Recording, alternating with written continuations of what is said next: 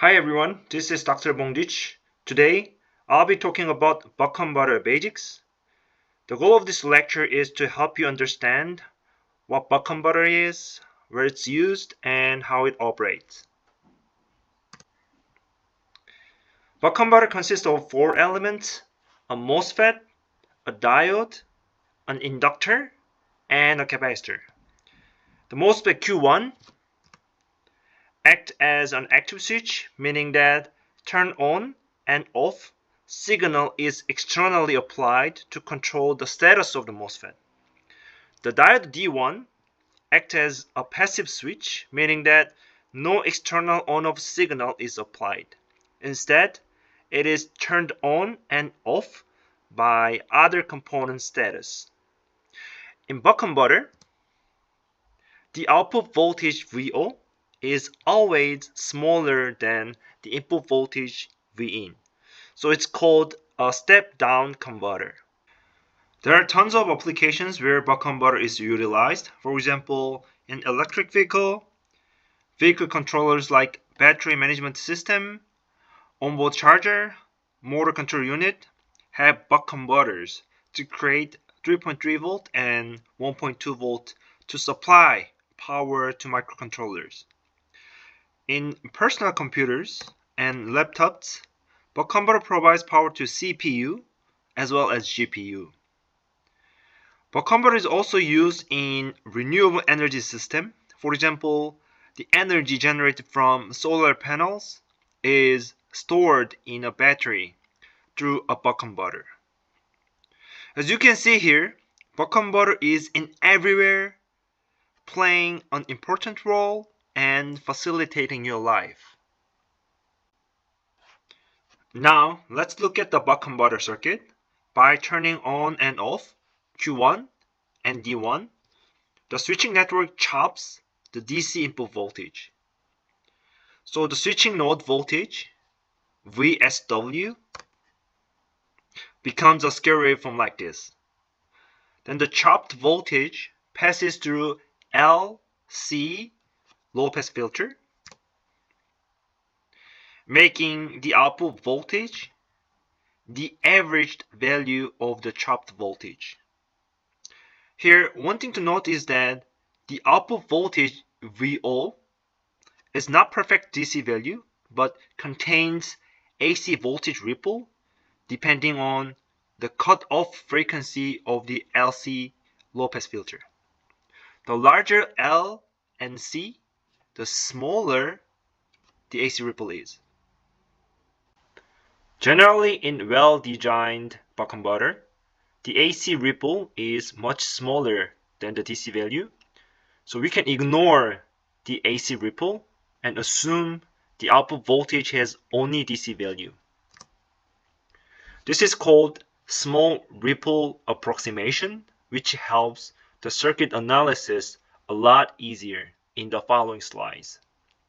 However, the output voltage AC ripple is also an important factor in the converter design, so I will briefly talk about it at the last part of the presentation as well.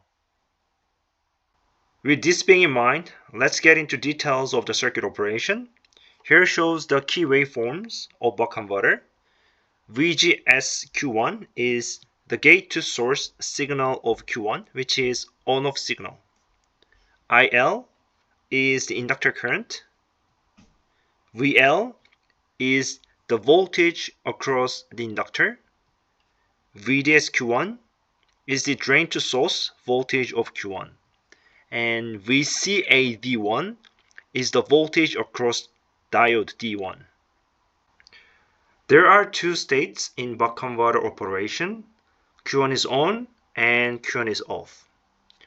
When Q1 is on, the current flows in this way. VDS becomes 0 and the input voltage is seen at D1 cathode. Then the inductor voltage becomes Vin minus Vout. And now that the input voltage is always larger than the output voltage, the inductor voltage is positive and the inductor current increases during the on period. By the way, the entire on and off time is called switching period, TSW. The reciprocal of switching period is switching frequency, which is FSW. On time can be expressed as D multiplied by the switching period. Here D is duty cycle in the range of 0 to 1.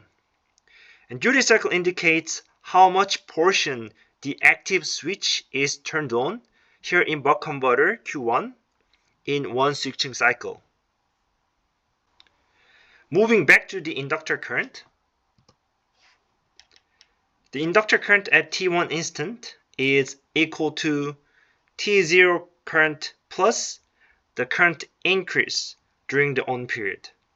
The change in the inductor current is referred to as inductor current ripple, and this part is the current slope determined by input-output voltage and inductance, and this part is the on time.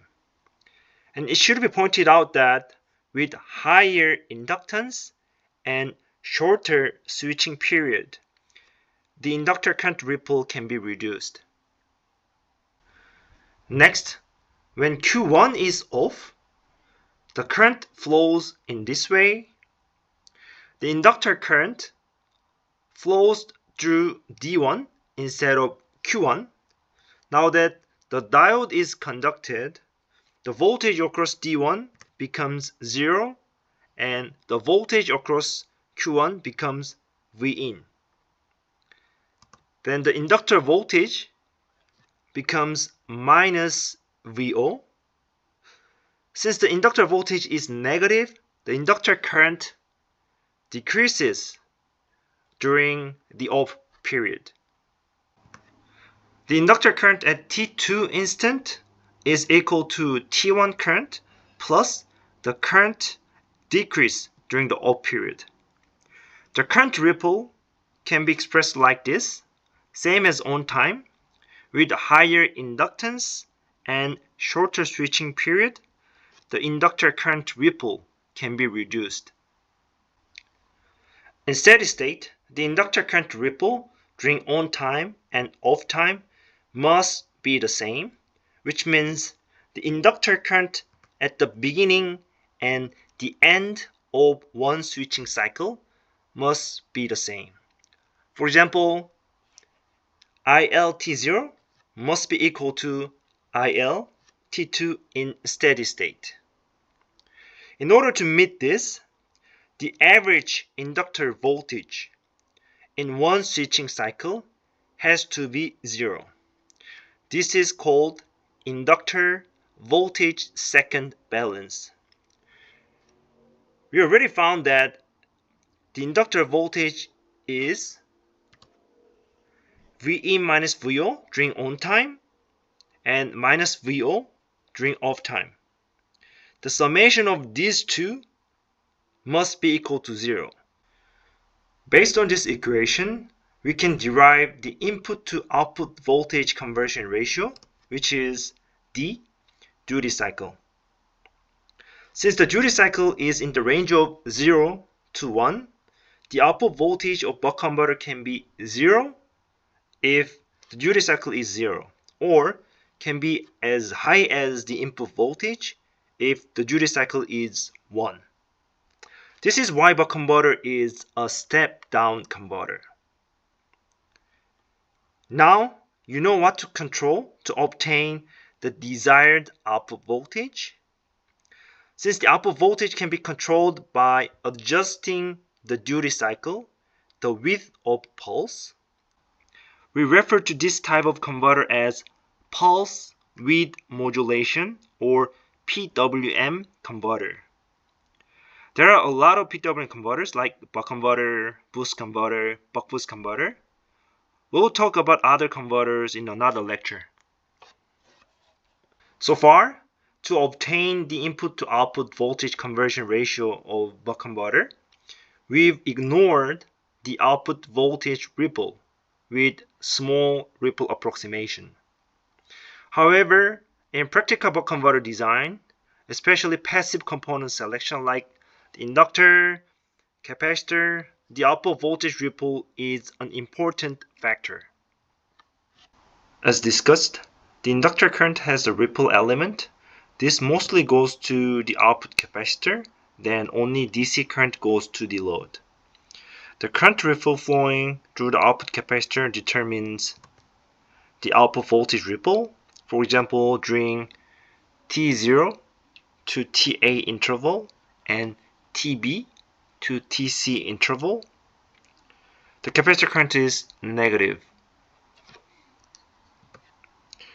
During these periods, the output voltage decreases. On the contrary, during TA to TB interval, the capacitance current is positive. During this period, the output voltage increases. The output voltage ripple can be calculated based on the charge stored in the capacitor during TA to TB interval. Now that we know the current ripple and the blue shaded area represents the charge stored in the capacitor, eventually the output voltage ripple is derived and expressed in this way. So as expected, large inductance and capacitance reduce the voltage ripple. One thing to mention is that increasing the switching frequency reduces the output voltage ripple as well. However, in reality, we cannot blindly increase the switching frequency because it creates huge switching loss of the converter. Regarding the converter loss, I will talk about it more in another lecture.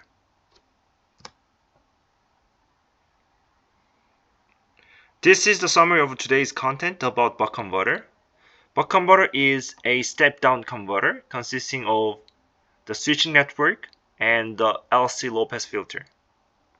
Inductor current and output voltage are comprised of DC value and AC ripple element. Assuming DC element is much larger than AC ripple, small ripple approximation can be applied, which greatly simplifies the circuit analysis. Input to output voltage conversion ratio, VO over Vin is equal to D, can be obtained by inductor volt-sec valence. Inductor and output capacitor can be selected to have desired inductor current ripple and output voltage ripple. This is it for today's lecture. Thank you for watching.